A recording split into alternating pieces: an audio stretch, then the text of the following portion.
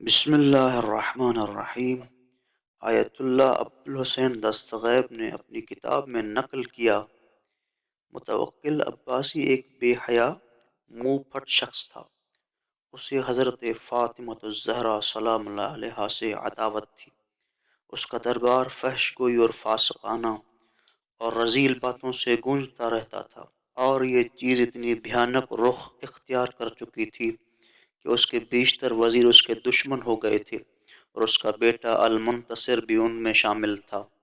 متوکل کی خباثت اتنی بڑھی کہ ایک مرتبہ اس نے بیٹے کے سامنے حضرت سیدہ کو سب و شتم کیا، نعوذ باللہ۔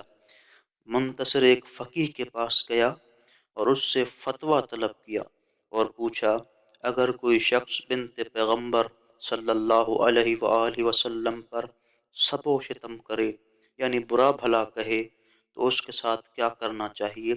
اس فقیہ نے جواب دیا، حضرت سیدہ سلام اللہ علیہا ان لوگوں میں سے ایک ہیں جن کی عصمت کی قرآن میں گواہی دی گئی ہے۔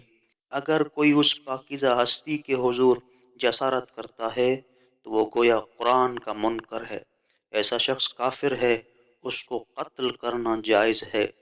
منتصر نے اس فقیہ سے کہا، آپ کے فتوے کے تحت میں اپنے والد کو قتل کروں گا، کیونکہ میں نے اس ملعون سے خود سنا ہے کہ وہ حضرت صدیقہ طاہرہ سلام اللہ علیہا کو گالیاں دے رہا تھا۔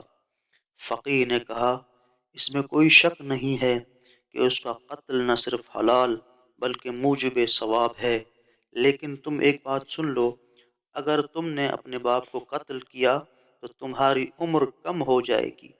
نتیجہ یہ ہوا کہ منتصر نے اپنے لعین باپ کو قتل کر دیا اور باپ کے تخت پر بیٹھ گیا، لیکن 6 ماہ کے قلیل عرصے کے بعد وہ خود بھی قتل ہو گیا۔